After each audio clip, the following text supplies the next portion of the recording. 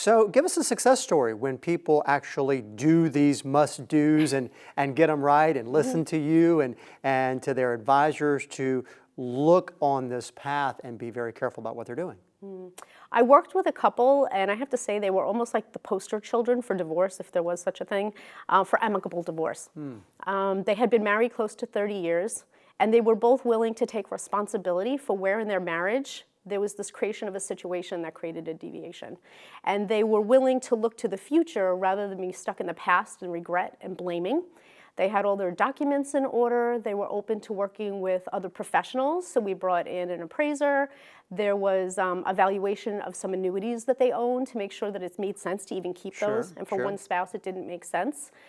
And just that keeping that communication open. And in the whole process, which I was totally, I didn't expect, which I thought was awesome, the husband was willing to equalize their incomes for 10 years. Wow. Because there was a pretty big disparity there. And although they didn't have younger children, he was willing to do that.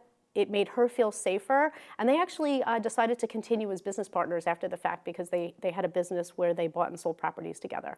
And they felt they could still continue the relationship afterwards. I think you can call that amicable. Yeah, wow. It was awesome. Okay, just one thing I want to make sure we get to is give us one of the biggest, we'll do one, biggest mistake or a must-don't in divorce. I would say unrealistic expectations.